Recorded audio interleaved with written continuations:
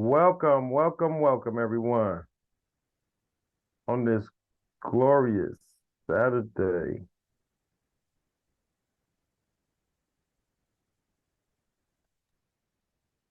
Yes, yes. Welcome all to today's summit, Building Resilience Act 2, Unleashing Your Inner Strength, hosted by myself and my husband, Richard Gaines. We are so excited to have you join us for this encouraging summit, where we will explore three incredible individuals and their journeys on their path to conquering and overcoming some serious obstacles and transforming their lives to unleash their inner strength. Now, today's summit is centered around the theme of unleashing your inner strength, offering you valuable insights into how individuals can reshape their lives and conquer even the most daunting challenges. What does it mean, unleashing your inner strength? This means tapping into and harnessing the inherent power, resilience, and determination that resides within all of us. It involves recognizing and utilizing your personal qualities and capabilities to overcome challenges, achieve your goals, and lead a more fulfilling life. Now, let me tell you a little bit about Returning Citizens. So, we are a nonprofit organization dedicated to supporting individuals who are transitioning back into society after being incarcerated. And we aim to support their families and loved ones. Our mission is to provide resources, mentorship, and opportunities to help these individuals reintegrate successfully and rebuild their lives so that they can contribute to their families and our communities. Um, Ladies and gentlemen, before we dive into this incredible summit, I do want to take a moment to share something that's very close to my heart. You see, I'm incredibly passionate about this organization, Returning Citizens, and I'll just say RCA for short. I have never personally experienced arrest or incarceration, but I have and had family members who have, including my husband of 13 years. I'm truly grateful that he was able to be given a chance to rebuild his life. But with that, one needs support because we don't do it alone. He needed the support of a caring community and the stability of a place to call home. These elements are not just beneficial, they're vital. That's why, in Ricky's pursuit of personal growth, he's created RCA, a safe, welcoming, and nurturing space and environment where we can come together and have these weekly non-clinical mental health support group meetings. We adopt a term that one of our members who's here with us, Denise Coleman, shared with us.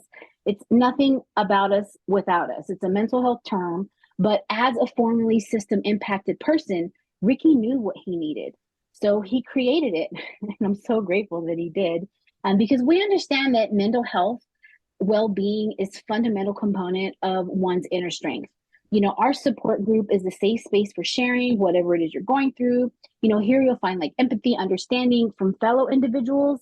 This has been life-changing for me personally, as I have personally benefited from all of the love and the support that I've received from each individual member.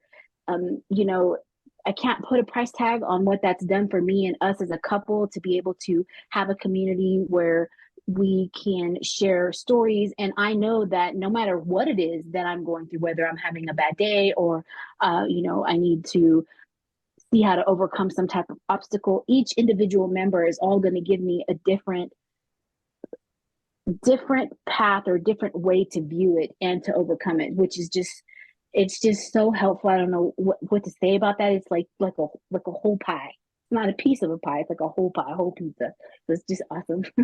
um, now, I do want to let you know that throughout this event, please feel free to engage with one another. If you want to make comments or anything like that, please feel free to do so. Now, let's get to our speakers. Our first speaker is going to be Mick Gardner. He is the founder and president of Unfolding New Ideas Towards Yourself, which is Unity, right? Which focuses on restorative practices, trauma informed education and care with mindful exercises, which is awesome. They do workforce development. An example would be like a retail pop-up clothing enterprise presented by Back At Ya. This gives formerly incarcerated individuals an opportunity to have a wage, some like a wage earning while they're in transition. They also do transitional housing in collaboration with Retraining the Village, EPA, and Creative Arts. They do outreach, pre and post release for women, men, and their families, veterans, transgenders, the elderly, and the houseless. So there's a whole wide range of people out there, who just the world has forgotten about, right? They definitely come and pick up those pieces. He's also the co-founder and executive director of No More Tears since 2002. Now that's 21 years of experience to the No More Tears company. Now, this is a prisoner-guided violence prevention curriculum, and they teach restorative practices, have healing circles located within California State Prison, San Quentin. And they do awesome work. They've worked with Ricky, while he was in there. I remember him saying, "Oh, no more tears, no more tears." He would always talk about something they were doing, whether it was a graduation or, something they were putting together to do something positive, for them that were there. He brings 35 years of extensive experience as a program design consultant, specializing in prison jail intervention models, encompassing restorative justice, community engagement, drug and alcohol programs, and infectious disease risk reduction.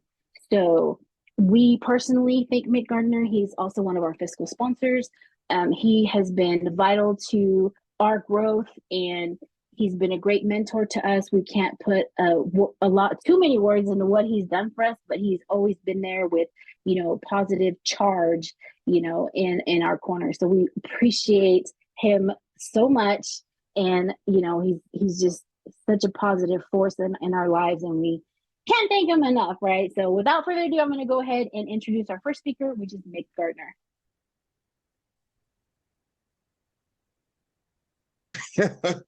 Thank you, Andrea. Let me throw up the heart again for that wonderful introduction.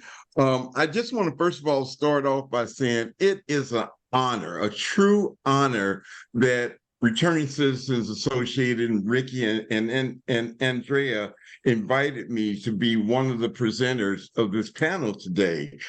And when Andrea was giving her introduction and overview of Returning Citizens Association and Ricky and everything, I want to give you my view of Ricky and how this all evolved. So like Andrea said, I co-founded an organization inside San Quentin called No More Tears in 2002. And we've been operating inside that institution since that time. We do crime and violence prevention workshops and restorative practices circle. So maybe 10 years ago, I met Ricky inside.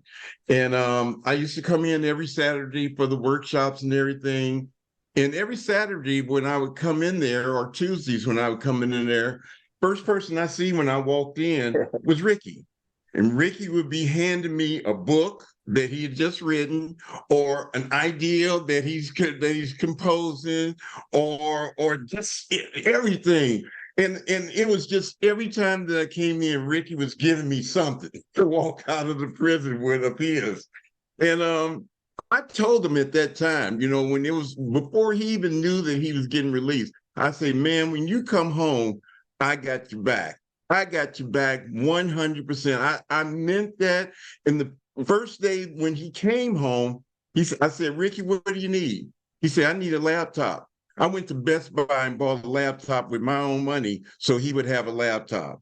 And that has been how I have followed, had all the passion and love for Ricky Gaines. And now that I've met Andrea, both of them, both of the Gaines, man, I just truly respect and honor them for sure. So I just want to start off by saying that.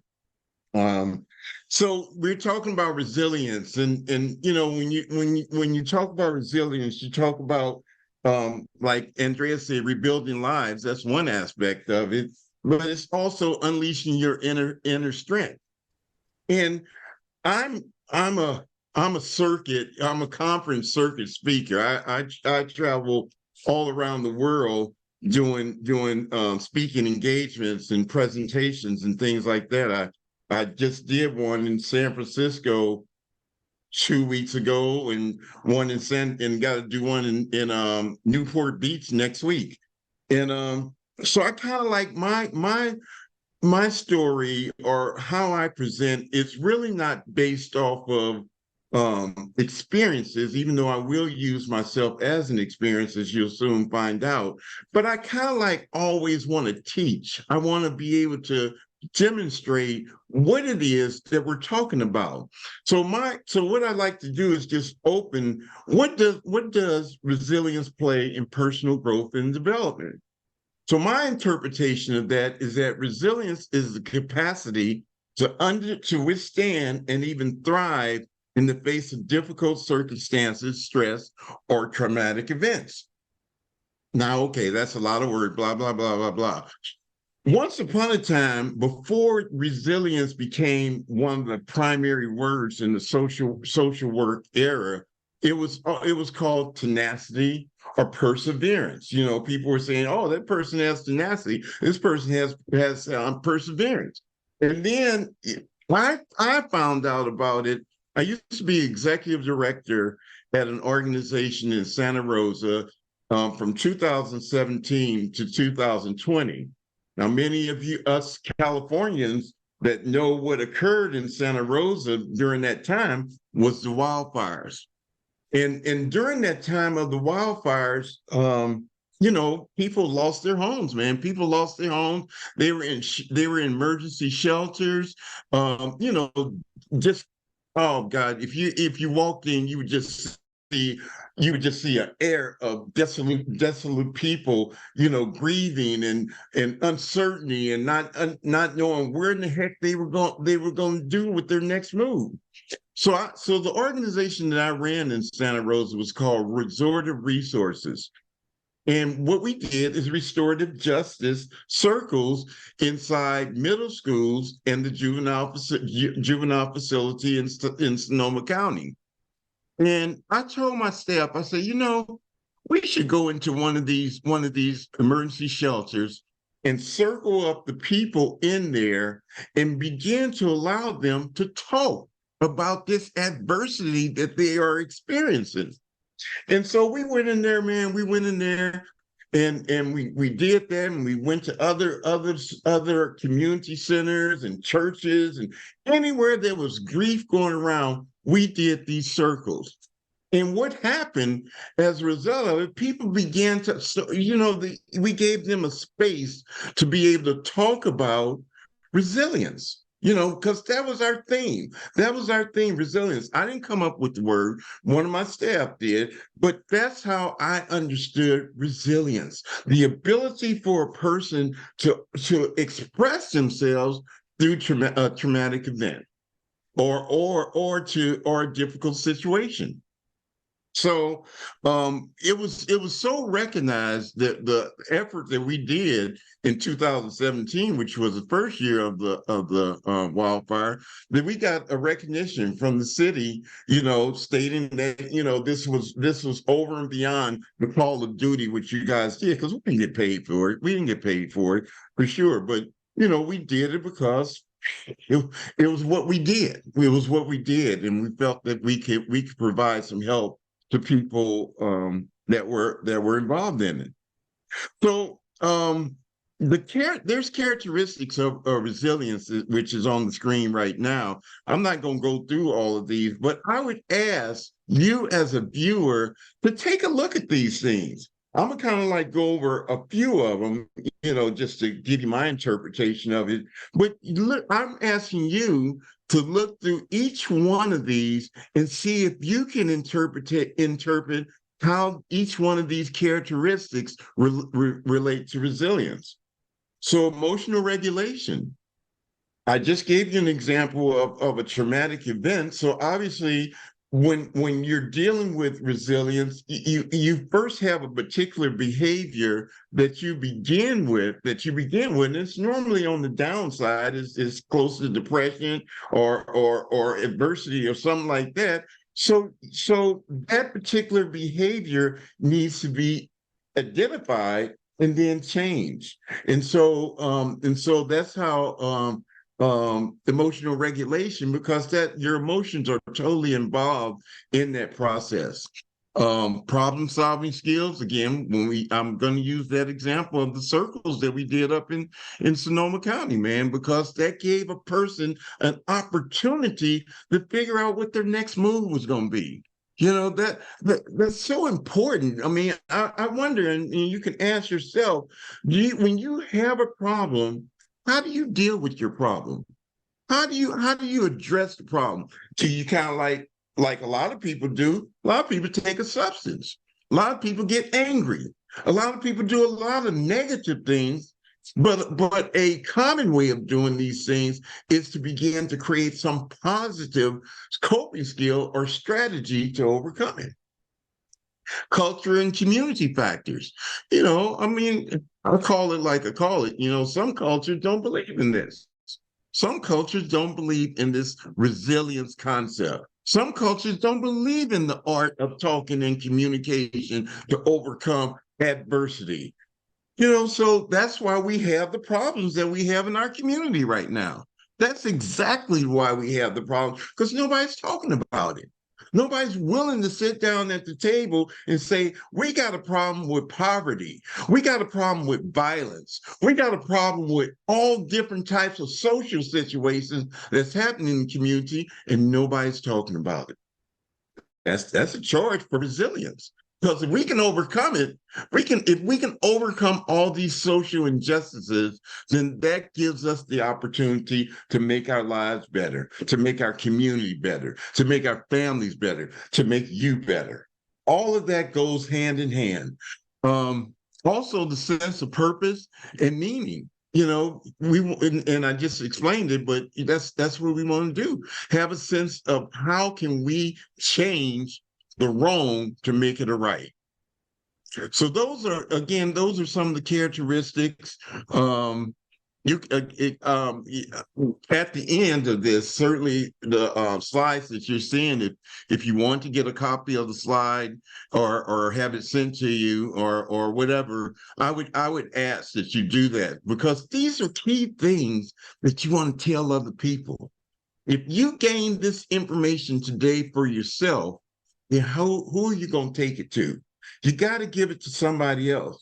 I'm in recovery, and I'll explain that in the next slide. I'm in recovery, been clean for 35 years next month in November. And I got a motto that I've said for 35 years of my recovery. And that motto is, you keep what you have by giving it away.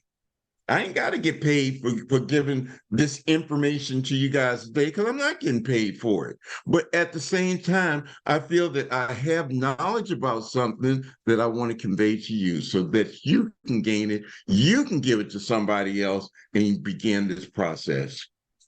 Let me tell you a little bit about me in my own life where resilience plays a significant part. I'm gonna give you two quick examples, and please, Ricky and Andrea, if I'm getting too long, just give me a heads up or something, okay? As I said, I'm a recovering addict. I've been clean for 35 years. Next Saturday, a week from today, I will be celebrating my 70th birthday. I'll be 70 years old next week. And I was a heroin addict for 25 years of my life. 25 years of my life, I was a heroin addict, a hope to die dope fiend.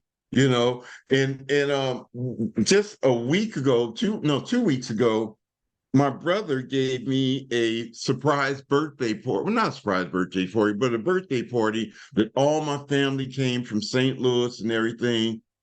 And when we were cutting the cake, and they were saying, people were giving their impression of me and recognition of me and everything, my sister said, we didn't think Mickey was going to be here today. She said, we didn't think Mickey was going to be here today. Because, I lived that kind of precarious life, and by the grace of God, I never went to prison behind it.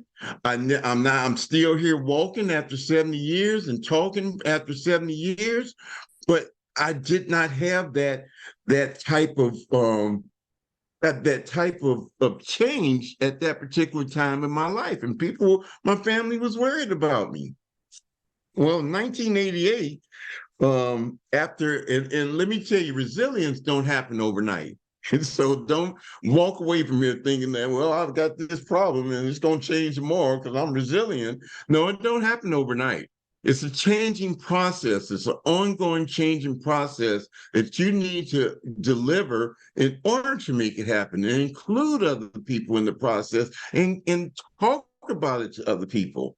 So for me, when I first kind of like, my wife at that time and family, kind of kept saying, Mickey, you need to better than this. You don't need to be a drug addict. And so for the first 5 years of my attempt at recovery, I'm not claiming those as my recovery years, I went through 28 different programs. I went through 28 different treatment programs in a 5-year period. The 29th program in 1988 is the one that was my final juncture. And what led to that final juncture, the resilience, was the fact that this program that I went to was much different than all the other programs that I had went to. This program, I had to wake up at 6 o'clock in the morning. I had to make my bed. In other programs, they made the bed for me. I had to make my bed. I had to cut my beard off and I had to shave my head, and then I would go into a group and they tell me that I was a butthead. I'm not going to curse on here, but they would say much bad, much worse words than that what I just said to me. And I would cry. I would freaking cry in the doggone groups, man. They'd be talking about me so bad. But all of that was all that garbage that was inside of me. All that garbage that was inside of me was regurgitating and coming out of me. Resilience. I became resilient to my addiction.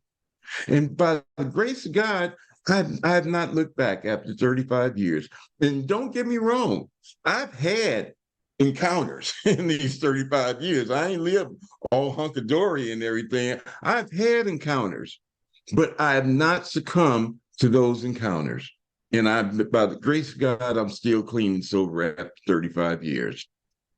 I'll give you one more quick example. I'm also a social worker by profession, and I've been doing this work for 35 years. And I'm at the pinnacle right now that I own 3 businesses. I'm the executive director of No More Tears and the co-founder of No More Tears. My name is on every document that this organization has. I am the person that runs this organization administratively and programmatically. I have, as Andrea said, I have Unity, which is my own organization that I developed as a result of the 35 years of work that I've done in this business. But during my whole career in working in jails and prisons, I was very fortunate because I was one of the few Black people that was doing this work. I was one of the few Black people. All my other colleagues were white and they had degrees. They had MPH, they had PhD, they had an MA. I had a bachelor's and an ACSW. That's what I had. That's all I had. But because I was Black and I represented the population that was being served inside these jails and prisons, they said, well, you need to be the front man.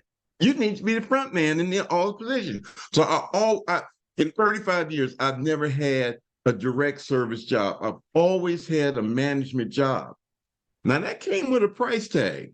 That came with a price tag because all them people with all those degrees were always second guessing me. They were always second guessing me like, oh, he's going to fail. Oh, he can't do that. Oh, listen to his presentation. All this. They were doing it always and still get it now after 35 years. Resilience. I wanted to overcome that message that people were giving me. I wanted to prove to people that they were wrong about me. And so I always strive to do this. Man, I got so many recommendations. I got so many affirmations. I got so many things that people have recognized the work that I've done in these 35 years. Hell, my work in San Quentin, 85% of the people that go through my program don't return to prison. That record is bigger than anything. Resilience. I want to prove everybody wrong. I want to prove that people did not have to have those negative, stereotypical connotations to me, that I was much better and doing a much better job. I got a position, the third job that I have. I have a position, and I love the work. I should be saying at 70 years old, I'm supposed to be traveling around the world somewhere. But I love what I do. I love helping people. I love going into the jails and prisons and talking to the people inside, the women and men that I've been working with over the years, and then seeing them out in the streets, and they doing positive things. I love doing that. And so I have a position in the San Francisco Sheriff's Department, working with veterans. I do the mental health assessments of veterans through the Veterans Justice Court, and so that working in a jail is a nightmare. I mean, anybody that's been in jail knows that jail is a nightmare. But at the same time, I have conducted myself in a way of professionalism, yet still being humanistic to my clients that I serve in there. Everybody loves me. Everybody loves me in there. They love me. Because I tell them things like, you know what, when you get out, you're not going to come back in here. I'm going to make sure you don't come back in here. I tell people that, and I say, if you got to go to prison, I'll wait for you when you come back, and you'll see me when you come back. And I mean that emphatically. I give the people the skills in order to be resilient through this crisis that they're going through right now in their life, because their family has abandoned them. The system has abandoned them. Other situations has abandoned them. So, God, what hope do they have but me? But I do it from the heart, y'all. I do it from the heart. So thank you, Ricky. So where do we go from? Where do we go from here? So where do we go from here? I like to provide an opportunity for sharing personal experiences, which can lead to meaningful discussions and sharing of valuable insights. I'm going to put up, and if I don't make it, then I'll put it in the chat in a few minutes. I'm a practitioner of restorative practices. I do restorative practice circles in jails, in prisons. I've been doing it for over 15 years. So this is one of my, in the chat box, this is one of my community circles that I do in Oakland, every second and fourth Thursday in Oakland. We just had a circle two days ago. And this is the ones that I do in Oakland.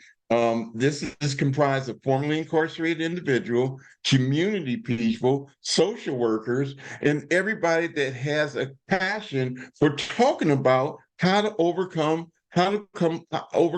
adversity or different things. Our theme last Thursday was forgiveness and healing. How do you forgive and how do you heal? There was a lady there, a friend of mine, that was at the meeting, and I texted her the next day, and I said, "Well, what are your thoughts about the meeting, about the session?" She said, "Mick, it was amazing. It was amazing. The fact that you had a cross section of people that are sitting in a circle." A lot of the fellows, probably 60% of the circle was formerly incarcerated people. And then I had kids in the circle. I had two 18-year-olds in the circle. And then a couple of women in the circle. So guys, copy this down and come and join this on the second and fourth Thursday in Oakland. Here's another one that I do. So this is called it's got low. This is called the Winner Circle. And I do this for people that leave jail, that's getting out of jail. And it's a different thing that's happening in jails than it is prisons, because people kind of like have services and groups and it's not showing. So I do this circle every other week. I'm just starting this in San Francisco.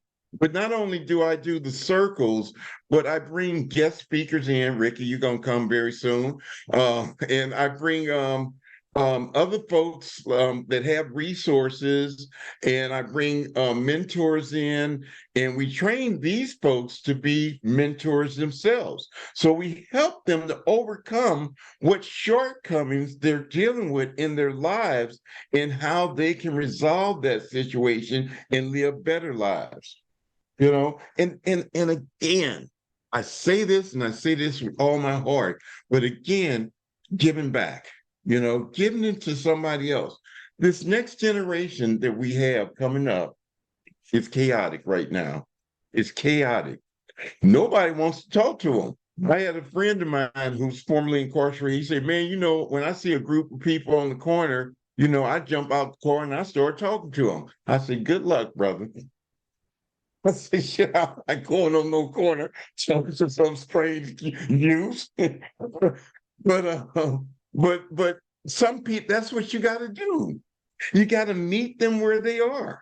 You got to meet these youth where they are. I don't have a problem them coming to my circle, because that's a common place for all of us. But okay, Miss Davis, yes, my contact information is going to be given to you guys, and I would love for you all to contact me. Anybody on this doggone call, I really do, man. I think my time is almost up, and I just want to say, I hope you gained something from me. I hope I didn't just pontificate or chatter. I hope I gave you some kind of message that this resilience is very possible. We can all be resilient. It's about changing our perspectives, changing our mindset into a different way, changing our core beliefs, which is all ingrained in us. It's our core beliefs. We all have core beliefs. But what happens, life comes up and it becomes situational beliefs. So whatever happens in our daily activity, we adapt to that. And we don't rely on our core beliefs. So that's again, I hope to see you again. I hope to see you again, because a half an hour is not a long time to talk about this. But I just again want to thank Ricky and Andrea for letting me be on here. I hope I can meet some of you all out there in the community. And you're always welcome to come out to San Quentin and join my circles out there. We do those every Thursday. I'm doing one next week out at San Quentin. And Jerry Law from Oakland, who's a comedian formerly incarcerated, is going to be my guest speaker. Thank you very much. God bless you. And here's my love. Thank you so much, Mick. Powerful. Just like a mentor and a big brother and a big uncle to us. This Act 2 is all about people who've never been to prison, and I think it's really powerful to show the network that RCA is building and the kind of people that's around us. Andrea, go ahead, take it away. Thank you so much, brother. Yes. Thank you, Mick, as well. We love you too. You said they just love you. Well, we love you too. So congratulations on your 35 years of sobriety. Wow, that's awesome. That's something to celebrate for sure. Mick is definitely a teacher, and we're so grateful to have his expertise, knowledge, and wisdom, around us. It means so much, and we appreciate your insight about how to deal with problems and, create positive coping skills and strategies, and his suggestions to share it with everyone. Don't keep this to yourself. You know what I mean? So we appreciate you. And thank you again. Now, our next speaker is going to be Nina Clark. Nina has served as a community liaison at RCA for more than 2 years. Her expertise and unwavering commitment to bridging the gap between the system impacted and the community have been so vital to our organization. She has been with us since day one, our first OG founding member, and we love her to death. Okay, so we really do. In addition to her role as community liaison, Nina is a dedicated mental health professional with over 2 decades of experience working with homeless and mentally ill populations. Her profound empathy and steadfast dedication have had a positive impact on those she serves in the San Francisco community, as well as all over the Bay Area. Nina's journey is truly inspiring. She overcame her own personal challenges, emerging even stronger and more compassionate, driven by a profound desire to empower others. So we definitely feel that from her. Her remarkable story is a testament to the transformative power of resilience and unleashing one's inner strength. Nina?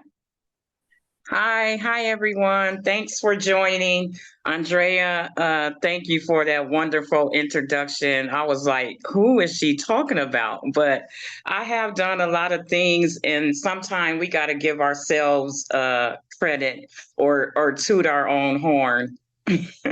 So I met Ricky through my job. He came to do an interview with us, and I was on an interview panel, and I told my coworker, we have to hire him. We definitely have to hire him. And so he came on with our organization, Felton Institute. They're all over the city. He was phenomenal. He just jumped right in, and I just call him my little brother because he's just been wonderful. He came to me and asked me, did I want to join his organization that he was putting together, Returning Citizens Association. And I wanted to jump right in because even though I haven't been to the penitentiary, I've had friends, nephews, boyfriends that have been system impacted. And it resonated with me because I just had a nephew who just got 25 years to life, was doing so well, had his own apartment, own car, working as a driver at UPS, never been to jail, never been to juvenile. So that just tore my whole world up. So I was like, I'm in, Ricky. So like Andrea said, I've been with the company ever since, so we can help some of these system impacted people coming out, transitioning back into society. So that's why I'm doing it. I have the passion. I love helping people anyway. And also we want to help people, but we also need help. That's why we're doing this fundraiser. So I'll say that. And thank you, Andrea. Also, Andrea is wonderful, a wonderful speaker. She introduces you like you have to look and say, who is she talking about? But anyway, I'll start off by saying I might get emotional, but it'll be okay. I'll be okay. Just this month alone, I lost 2 family members, my little cousin and my little and my sister. So it's been kind of trying this month, but I'll definitely get through it. So I'll start off with this because it is Domestic Violence Awareness Month. I'm gonna hit you guys with a poem that I wrote a few years ago, many years ago, because this is what I was going through, and for me to escape, this is what I wrote. So first it starts with a slap. Later he's beating the crap out of her. He didn't mean it. He was upset about losing his job. Now that he lost it, he feels like a failure and a slob. Her supportive friend says, that's no reason to take it out on you. You've been by his side and paid your dues. She's thinking, what have I done wrong? While he's singing that same tired song. He's feeling bad for a couple of hours while you're crying and hurting in the shower. he makes her feel like shit, while people are saying, what a dumb bitch. Drugs have played a major part. Seems they both have to make a new start. Why do she stay in this relationship when every other day she's getting whipped? Tell me, how can she get away when he's on her jock every day? Sometimes she sleeps with a knife or a bat. What good does it do, though? Because he's running the show. In their eyes, it seems easy for her to leave, but she'd rather stay in it for her family not to grieve. It would be a shame to have such a loss just because her man wanted to be the dominating boss. Barely can call family or friends. She's at her wit's end. She never thought her man would hit her in a million years. It used to be happiness. Now she shed nothing but tears.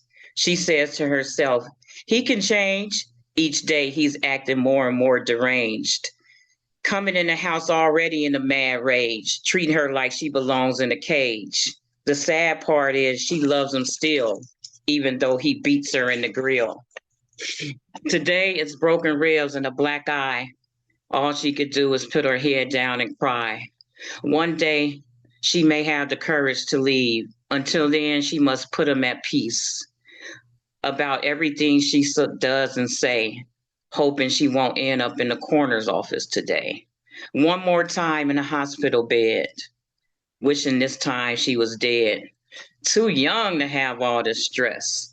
Too young to have all this stress. All she does is pray, hope, and guess. A lot of anger, pain, bruises, and stings. She hates herself for not fighting back. She being afraid in her own little apartment shack. She wants to give up so bad, but she keep remembering what they used to have. Finally, she's at rest in peace.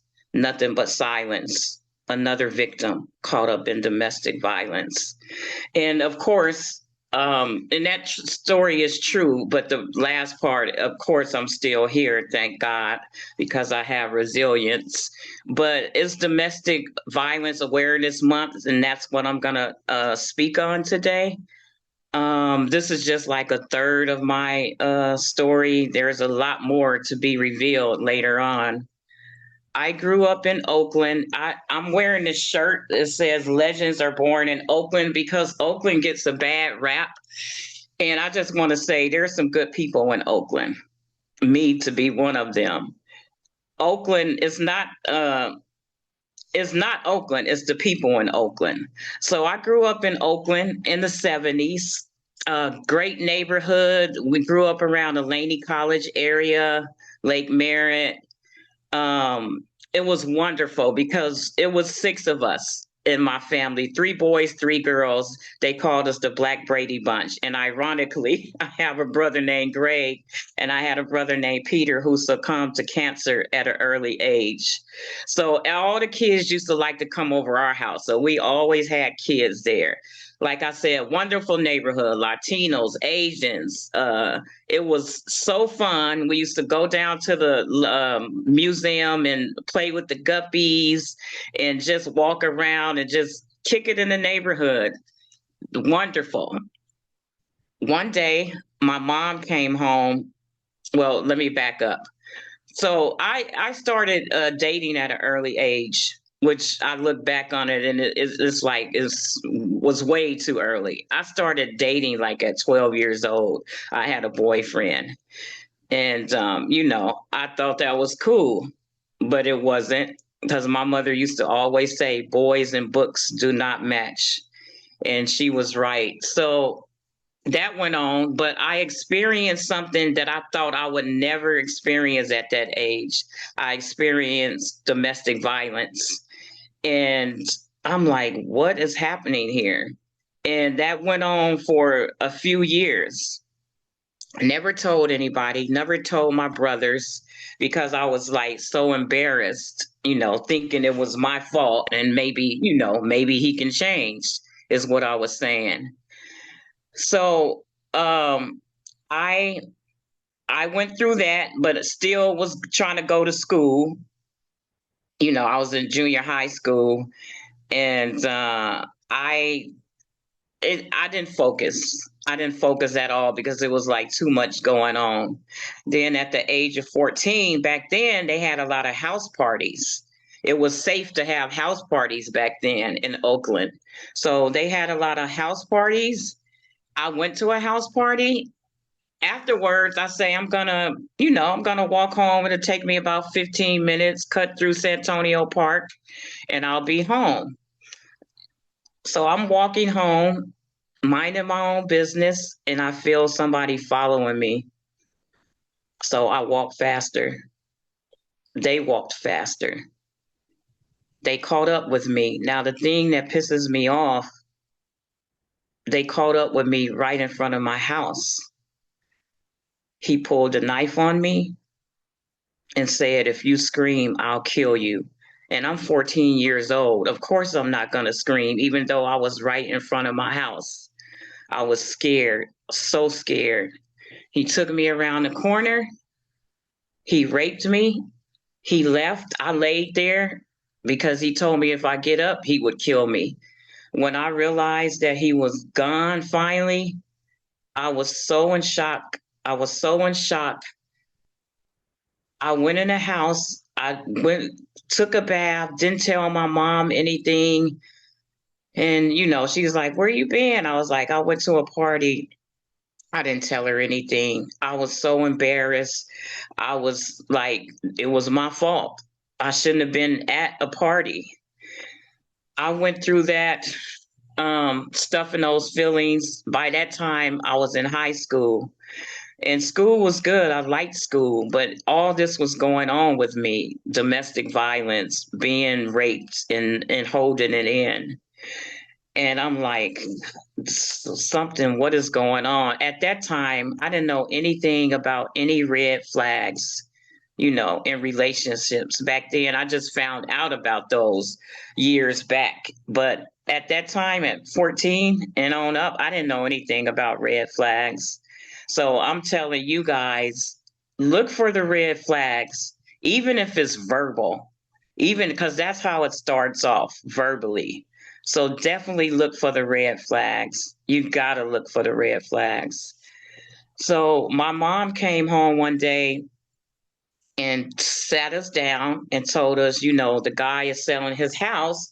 And plus, I have a voucher for Section 8 and we have to move. We have to move in the projects. And we all looked at each other. And me, I was kind of excited because I had heard so much about these particular projects and it just seemed intriguing to me. Me and my brother was the only one excited because they referenced their village around the Untouchables. I don't know if you guys remember that show, but it was called the Untouchables. Yes, that's how old I am. They referenced that village around the Untouchables. So we were like, oh my God, we're moving there. And so my other brothers and sisters wasn't too happy. But so eventually we moved there and it was like a culture shock, you guys. Mind you, we come from this nice neighborhood and we moved in there and I definitely became a product of the environment. At that time, I was working at Eastmont Mall in Oakland.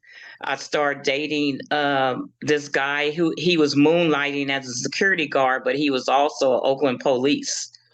So he used to give me rides home. And back then I was so green, so naive, so gullible. He used to give me rides home and he gave me rides home, picked me up.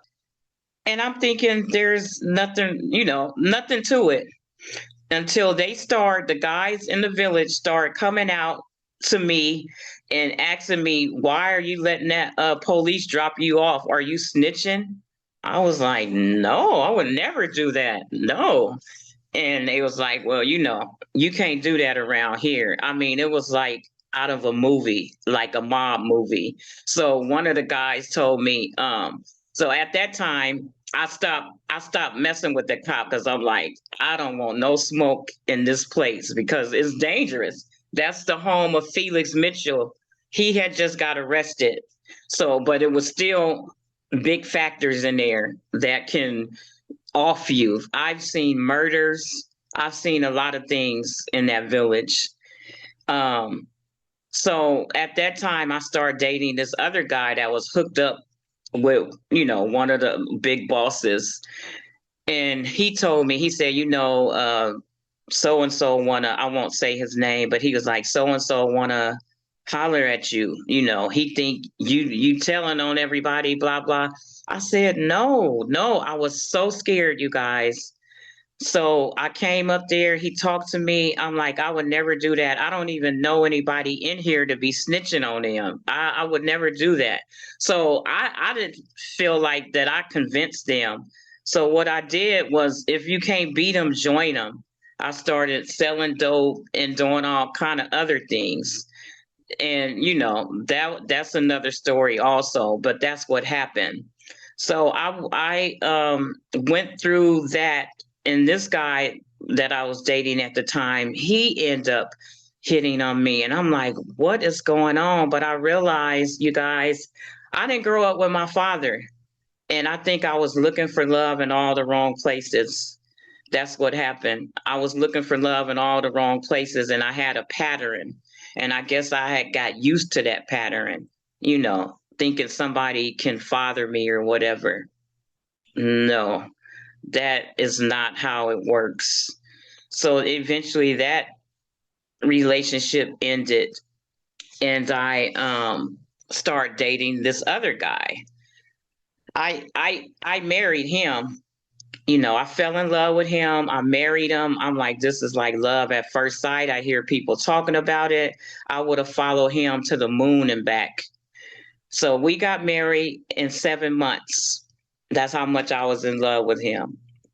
Didn't notice no red flags until after I got married. He hit me for the first time, and I was shocked, because this has been this nice guy, treated me good, supposed to be all in love with me, and he hit me. And at that time, I packed up and I left and went back to the village where I know people love me. He came and begged his way back, and I went back to him because I was in love with him. That was a bad mistake. So I went through that for 3 years, and I realized I need a moment of clarity, because I'm worth more than that. I'm worth way more than that. I got something to offer to this world, something good to offer to this world. So I started, falling back on him a little bit, to the point where that Tina Turner movie resonates with me very well, because, you guys, I had to fight my way out of that relationship, literally, just like Tina Turner did. So after that, I got myself together. I started working in San Francisco. I was catching the BART then. I didn't have a car. I come up the BART escalator. When I come up the BART escalator, he's right there at the top, stalking me, telling me he wants me back. Literally, I had to start getting police escorts because I was done at that point. Done. I was tired of the abuse. And from that point on, I excelled, in certain things at my job, moving on up. I eventually moved up to a great job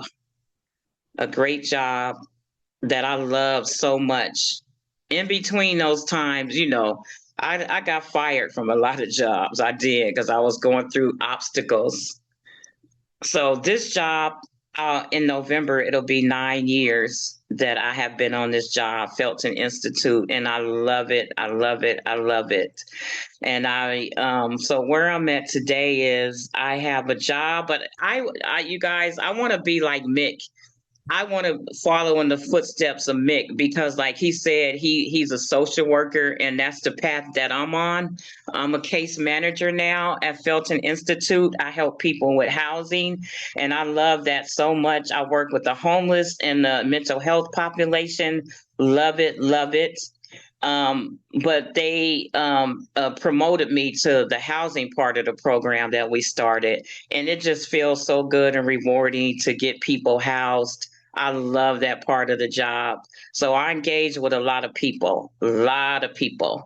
And I went to school. They asked me, did I want to do a cohort in at San Francisco City College? And I'm like, sure. And who don't want to elevate themselves? Who don't want to upgrade themselves? So I did the certificate for drug and alcohol. But you guys, I said, yeah, you know what? I might as well study it. I used them, so I might as well study them. But you know what, you guys, I'm not done there. Like I said, I want to follow in Mick footsteps. So I'm going to go back to school, do a year at City College, and then transfer to state. That's my goal. That's my goal right there. So I can get my master's, my BA, my master's in social work, because I've been doing it all my life with no degree. So that's my goal before I leave this thing they call Earth. And I have a nice apartment. I live in the East Bay. You know, it's I won't say that it's definitely obstacles, because I'm living on my own, paying all the bills. I just got a new 2024 SUV. I don't know why I put that extra bill on me, but I just feel good about it. And you know, like I said, I've been through a lot, but you know, you can't keep me down. I'm gonna fall down and get back up and ride it to the end. So I just want to say, I hope this resonated with somebody. I hope I can help somebody. I'm sure Ricky will put our number up. So if you want to call us and join Returning Citizens Association, you're welcome to do that. Or if you want to talk to one of us about what we talked about domestic violence, or what Mick talked about, you are definitely welcome, and feel free to call us. And I want to thank you guys for listening. Oh, thank you, Nina. Thank you, Nina. Thank you, Nina. Yeah, Nina is a part of changing my life. You know, I got my first job in the healthcare field through a company called Felton, and Nina came in, and you know, the rest is history. Thank you, Nina. It's so powerful. And women in RCA. So another thing about the speakers today. So our women are so important. For us men who experienced this harsh life, to hear from our women and to hear about some of the damage that we've caused in our own relationships, in our own lives, or the domestic violence stuff that we've experienced as kids, and then to have people talk about this stuff so that we can be informed and say, look, man, it's not okay. It is not okay. So thank you. Our women is so important. And we got another one coming up. Go ahead, Drea, take it away. Wow, Nina, thank you so much for being vulnerable and sharing that with us, especially after having 2 family members pass away. We know that, you know, you come with a heavy heart even now, because those family members are like so close together. You know what I mean? So I totally understand, and we appreciate you showing up, showing out. So definitely thank us for sharing and giving us those encouraging words. Our deepest condolences to you at this time, but thank you for your resilience. And you're like, you're not gonna keep me down. I'm gonna keep going till I can't go no more. Well, go ahead then. So yes, thank you. We love you for sure. So allow me to introduce our final presenter, Miss Wonderful Davidson, the founder and CEO of Wonderful Unlimited Productions Incorporated. Now, Wonderful Unlimited Productions is a nonprofit organization holding a 501c status with a dedicated mission to empower children, teens, and disenfranchised adults. They achieve their goal through annual self-esteem building showcases and ongoing workshops that are conducted at churches, schools, community centers, and government agencies. These workshops are thoughtfully designed to enhance the self-esteem of individuals, focusing on empowerment, etiquette, self-confidence, and team building. Wow, that's fabulous work. Wow. And their mission extends beyond these programs to include outreach to the general public aimed at educating and enlightening them on various issues, including low self-esteem, physical ability, and disability, as well as the significance of diversity across age, race, gender, and size. Awesome. Now, Wonderful Davidson is an experienced CEO.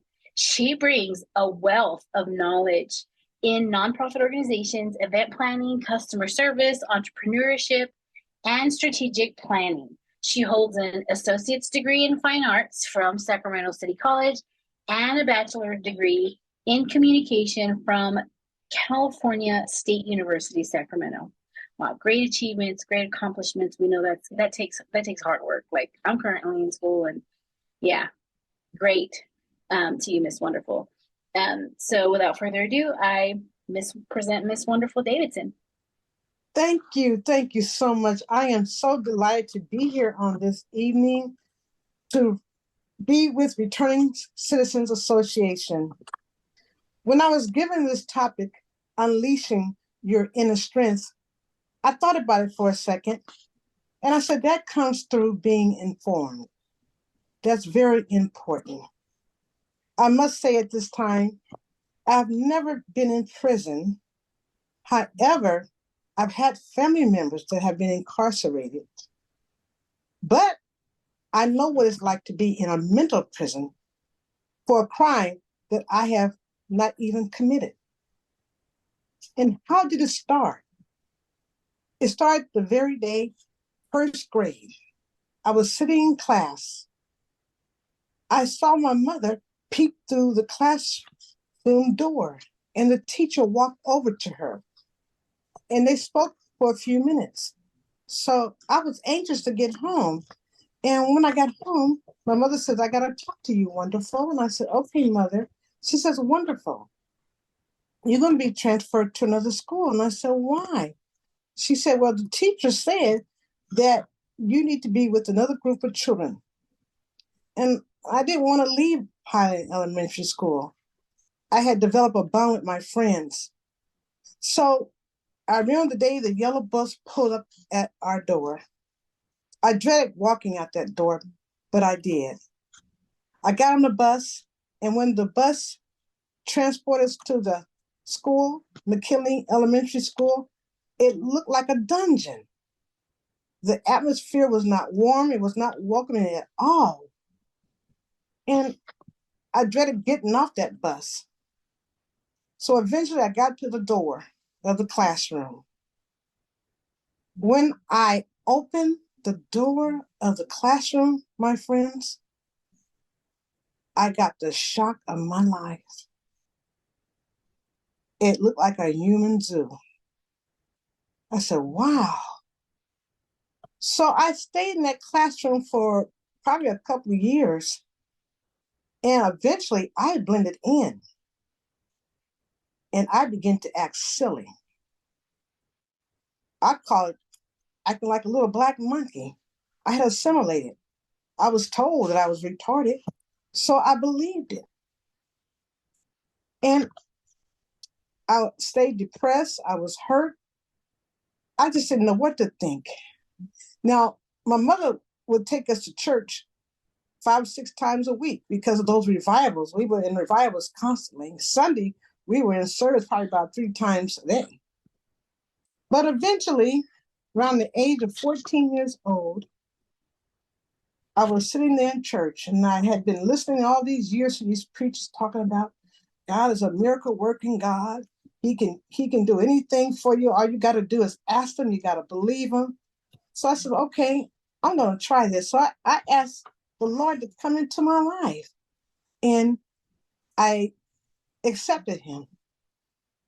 And from that beginning of that date, my life started changing.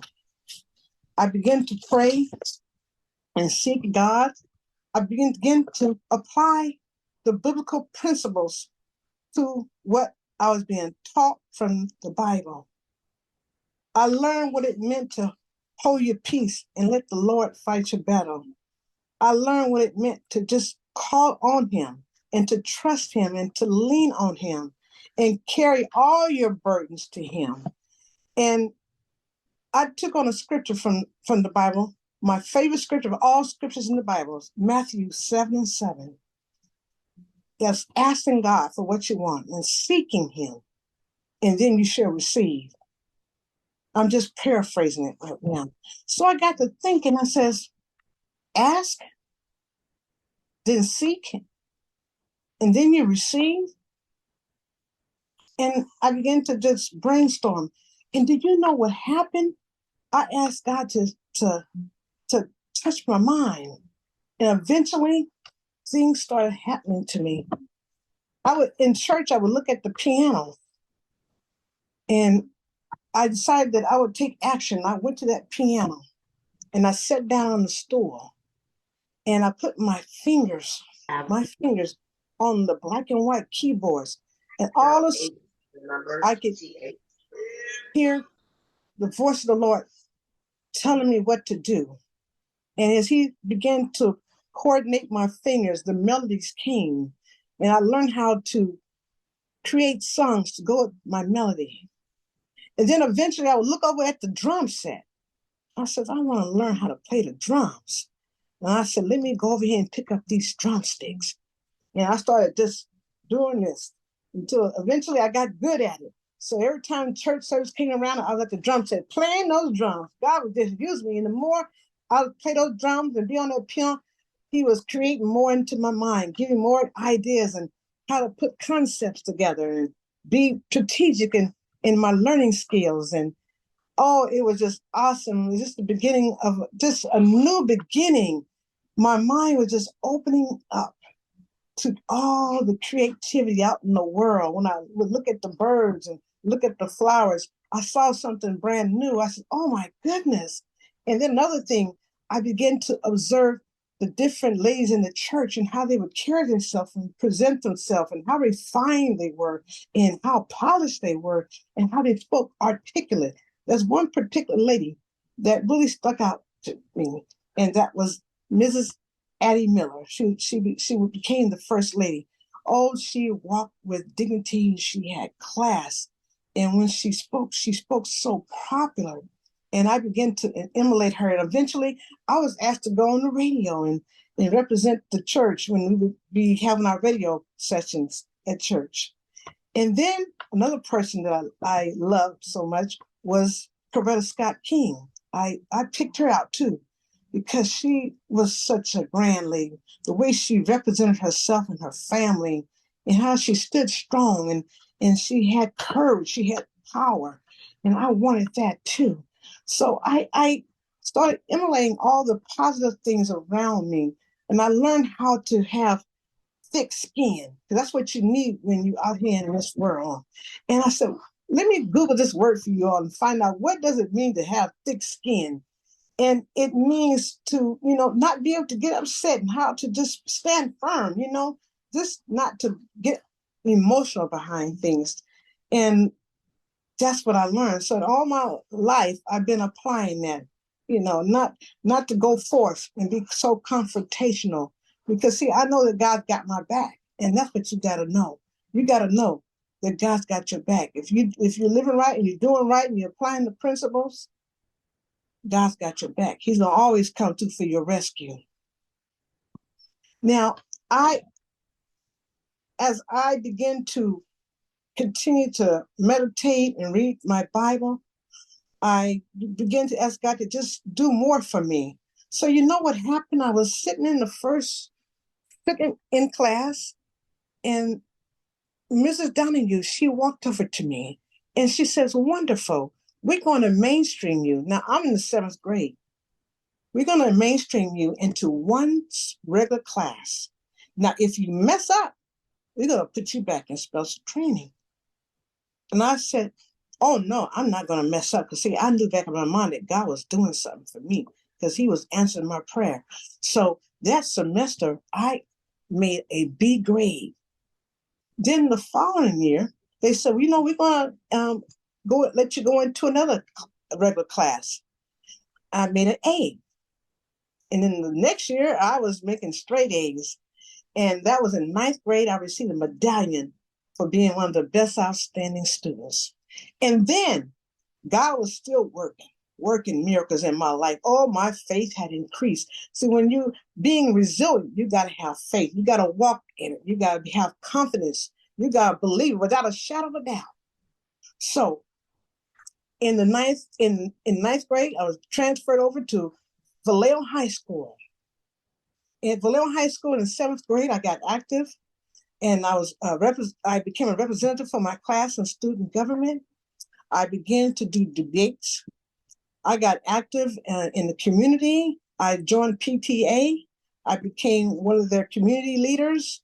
I was also in Black Student Union. I became a candy striper, and I volunteered at Broadway Hospital. And there, my skills began to grow, and I learned how to foul and learned the system of fouling, and that was so important. And I also received a medallion for being a best outstanding student. And for 2 years in a row, 11th and 12th grade, I was an outstanding student of America. Now, by the time it was for me to graduate, I started receiving letters from universities and colleges to attend their school. Oh, I call it crazy faith. And that's what you got to have in this day and time. You got to have some crazy faith to get through what's going on. Now, the Lord blessed me to go to Solano City College for a year or two. Then I transferred on to Sacramento City College. I obtained my AA, and there I also received an award for outstanding student. I graduated and went on to California State University, Sacramento, and God blessed me there. I received my Bachelor of Arts degree in communications, also nominated for Outstanding Woman of America. And God's just continued to bless. Now, I must say, these degrees didn't come over a 6-year period. It took over 10 years. Like the other young lady said, I had my challenges in there, but I had my eyes on the prize because I knew what I wanted to do. So that's what you have to do. You have to keep your eyes on the prize when you are being tested. Because when you're being resisted, when you're being tested, you need to be resilient. That's what it takes. And I must say, I spent many nights, hundreds of hours studying, no sleep at all. Now, when it came time to graduate from California State University, I must be honest, I did have some challenges.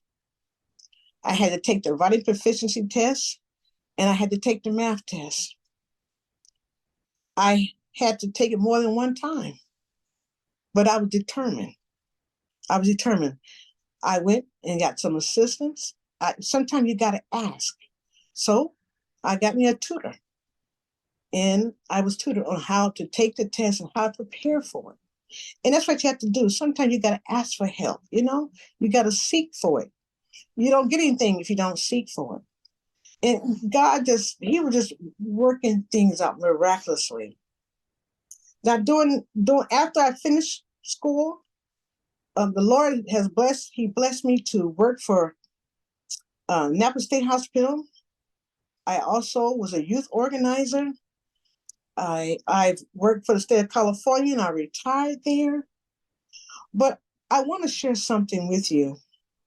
In 1996, I was blessed to move to Atlanta, Georgia. I was there for a period of time. And I got a chance to work with the Olympics. That was an awesome experience. I met people from all over the world. There's one person I shall never forget. And this is what I want to share with you about being resilient. Not all of us remember Muhammad Ali, the greatest. He was a man that walked in faith.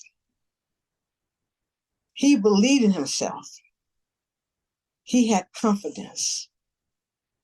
Before he went out there to do his boxing, he already had the mindset that he was going to win. When you're going to be resilient, you got to have a mindset that you're going to win. On the night that he had the charge to carry to march up to the Caldron, we were there in the arena, thousands of us there sitting there in the arena just waiting. We didn't know if he was going to make it. You know, he had Parkinson's disease.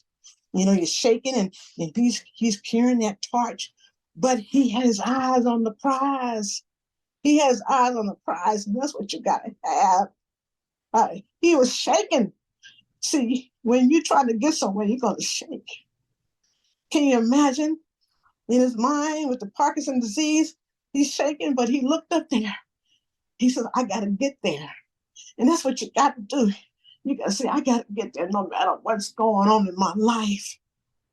He got there. He got there. We were in awe. We were in awe. He lit the cauldron. That's what you got to do. You got to get to your Mount Everest. It takes thousands of steps to get to Mount Everest, but you can do it. You can do it. When you get into the Mount Everest, when you're a climber, a lot of times you start out with maybe 100 people trying to climb that mountain. But what happens? Sometimes you lose your partners. Sometimes you get frostbites. You lose your limbs, but you're still determined because you want to get to the peak. We all as human beings want to get to the peak, don't we? Don't we want to get to the peak? I don't know what your peak is, but I have a peak. We all do. We want to get there before we die, don't we? So that means we can't give up. We can't give up. We got to dream. We got to dream. We got to get there. I studied about being a hunter.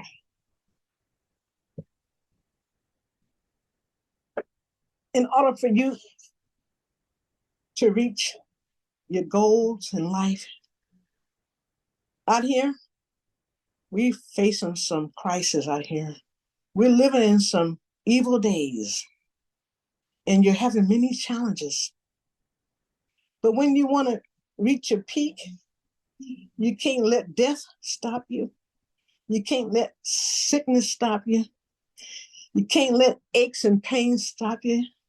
Your arthritis, your migraines, your depression, bipolar, you know, we all have gone through something.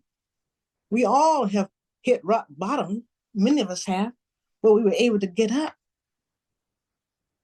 But today, I'm encouraging you to be like the hunter. See, a hunter, when he's getting ready, he has a mindset that he wants to go out there because he wants a deer. He wants a deer. So he's already strategizing. He already knows his landmarks. He already knows it. He's already made preparations and he's already made a plan. So that's what you got to do. You got to be a hunter out here because you're on evil territory. See, evil is already plotting and planning and strategizing how to hold you back. You got to know from which you come. You got to know your history and why you are where you are. Isn't that right?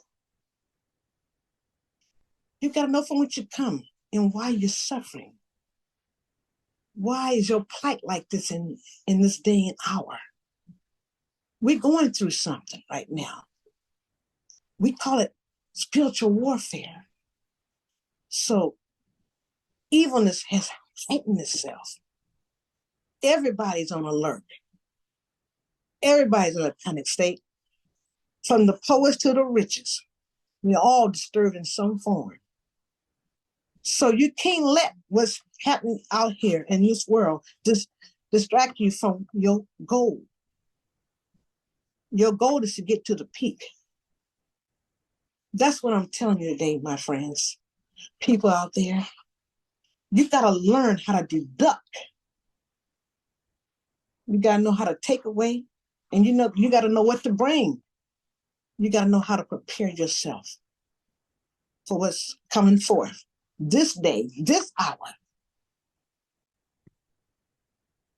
You got to know how to break yourself from these chains, and you can do it. I guarantee you can do it. With God on your side and with confidence, with faith, believing in yourself, you can do it. I encourage you to find mentors. I encourage you to stay on the right path. Stay around people that believe in you, that can encourage you, that can empower you. And if you don't have it today, pray about it and ask God to send someone in your life, and He will do it. Be specific about what you want from God. Claim it. Claim it. You know, there's life and death in the power of the tongue. And a lot of us don't know that. We speak in death over our family. We speak in death over everything. See, a lot of us haven't learned that. We got to learn how to change our tongue. We got to change our mindset. We got to visualize what we want. Speak affirmation that are positive. Write in a journal. Put down a list of things that you desire. You got a 5-year plan, you got a 10-year plan, or a one-day plan. That means you got to get organized. And I've learned over the years that you need quiet time. There's so much noise around us now. So much noise. So much noise. You got to stop. Stop what you're doing. Stop what you're doing, my friends. Clear your mind. Clear your mind. That's what I had to do. I had to clear my mind. I had to let it go. And letting go, I learned sometimes you lose friends. You lose a lot sometimes when you're letting go. You want to hold on to it because it's been comforting to you. But we have to let it go in order to move forward, in order to grow. Because we got our eyes on the prize. In being resilient, you just got to remain steadfast. Take baby steps, whatever it takes. Just start. Just start. Okay? I just encourage you, just start. I guarantee you that you will eventually get to your destination. God showed me that we all have a destiny here. Your mother didn't abort you. So that means there's a reason why you're here. So it's up to you to figure it out. You're here to be a blessing to somebody else. You're here to hold someone's hand and guide them. You're here to give them love and to let them know that you are here for them. Pick out the time sometime to smile. That is so important. People have said, you know, your smile means a lot to me. Even though I may not be feeling well, I still love to smile. I encourage you all today to be grateful, to be grateful.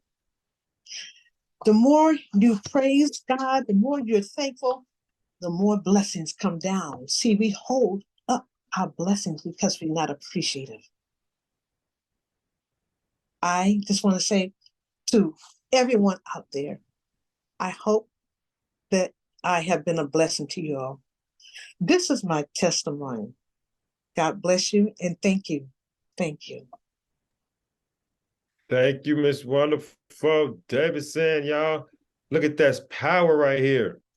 Wow. So I just want to say, we got one more thing for, I know one of the sisters, she had to leave, but we got one more thing. So I'm going to go right into it.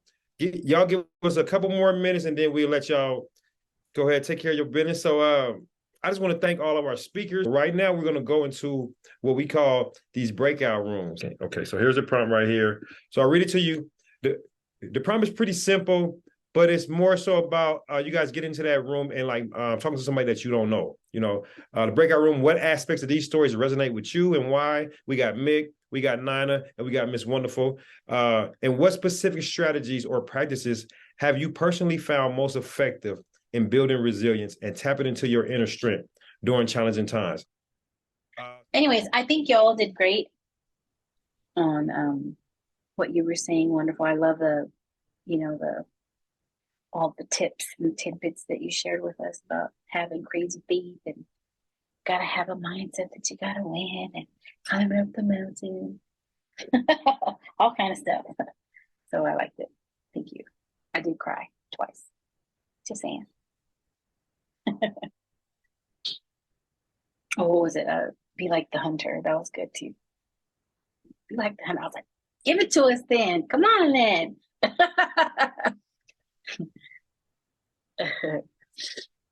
Mm-hmm. It was good stuff. Yeah. I really enjoyed it. We have 20 minutes. I think y'all did awesome. I think y'all did awesome. I'm gonna have a quick little Q&A. You know, maybe people might have questions for the speakers. So all I can say is this. Oh, this is only Act 2. This is only Act 2, y'all. So get ready for Act 3. Let me get this here so y'all can hear me real well. Get ready for Act 3. Act 3 is going to be November the 11th, which is Veterans Day, the second Saturday of the month. And we got, we got 3 more dynamic people, which is awesome. Oh, Nina, I have a question.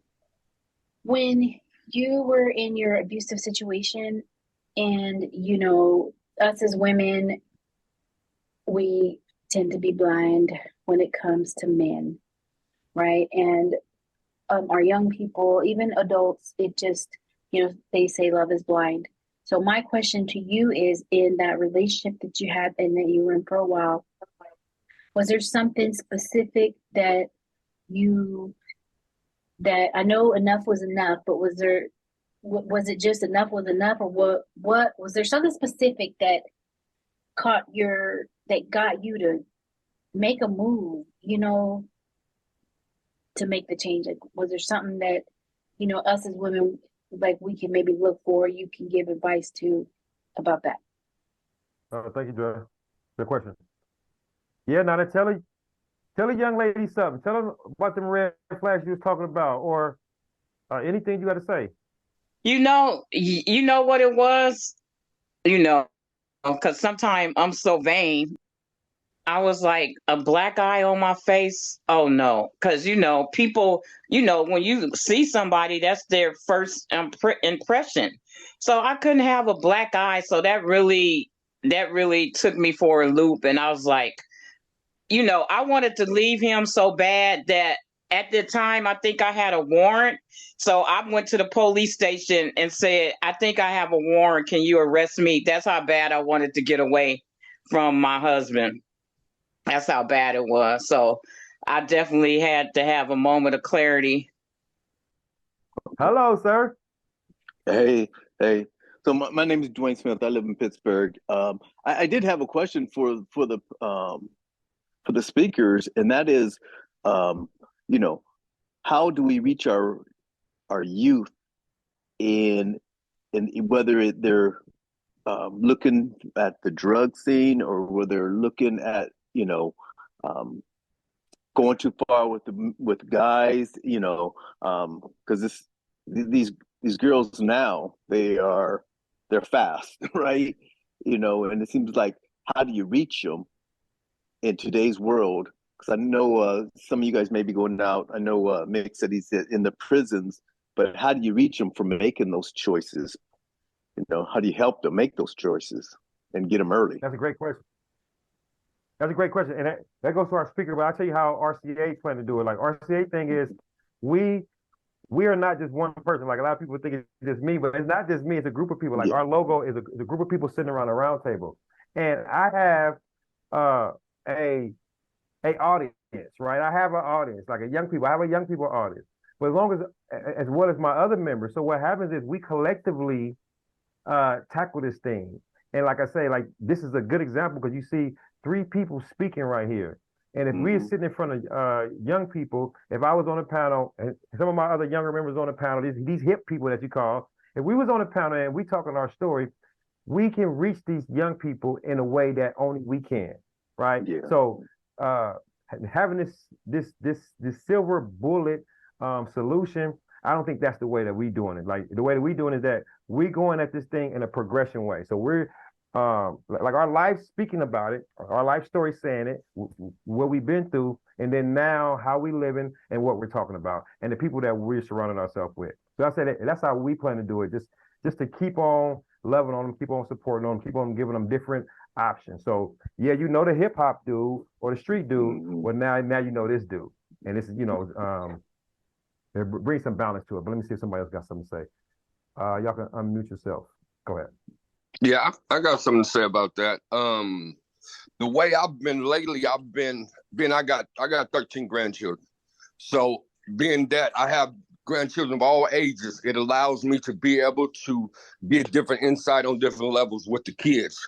You know, I got the high school, I got the college kid, and I got the the toddlers, that talk. But I pick their brains for information to find out exactly what's going on in their life, which gives me insight on what the majority of these kids are going through. Even though mine are, I can't say they criminals or nothing like that. I don't know what nobody doing, but I know what it look like when I see it. So being able to just have those little conversations with your nieces and nephews and stuff like that, and being able to get to know them, whether you be turning into that person that allows them to say, I can go talk to Uncle Marcus. You know what I mean? He understands me. But all along, they're information for me. And I'm also trying to help them. And so I can be able to pass that on to the youngsters when I'm talking to them. I can be able to see the moves that's being moved around in the area. You know what it look like when you see it. You know what I mean?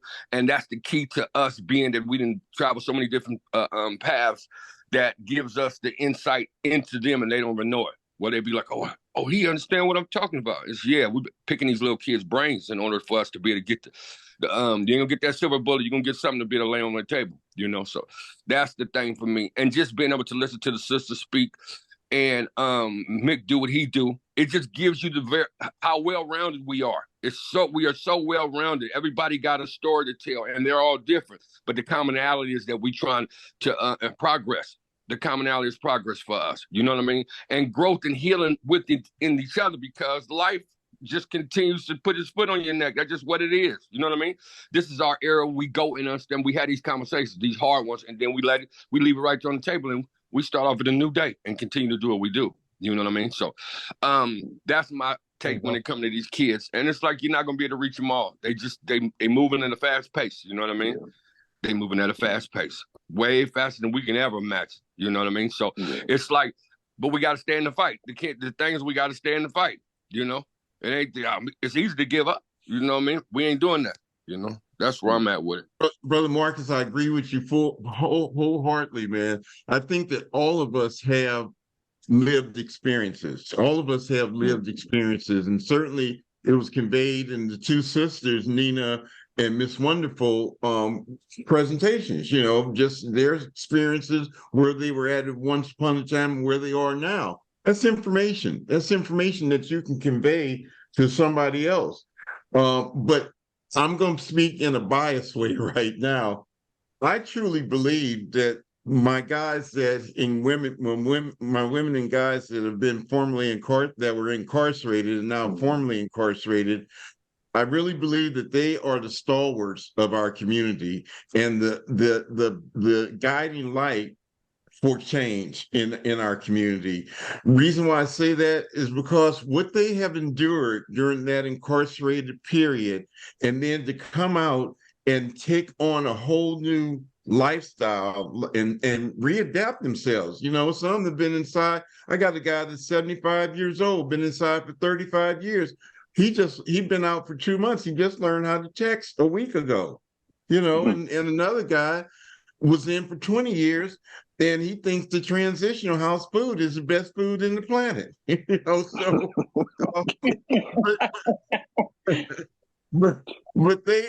But they have a message. Everybody has a message. Ricky has a shit. I'm older than Ricky, and Ricky teaches me. You know, he teaches me all the time. I love hearing him talk. I love It ain't hearing over Ricky yet. talk. My best friend spent 44 years in prison. He's been out for 2 years now. I talk to him at least 5 times a week.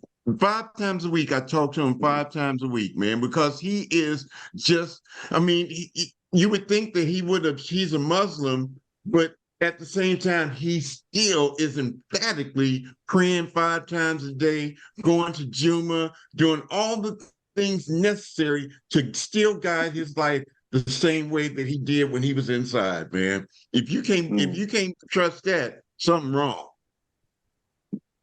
All So right, this y'all. organization builds that. Julie, I'm sorry. Paul? Say your last words. Go ahead, Mick. I'm about to thank all of y'all right now. So I was just saying, RCA, this is what RCA is all about. Bringing formerly incarcerated people to the table. I love it. And guess what? And I'm telling y'all think it's all about the incarcerated. It ain't. We free now.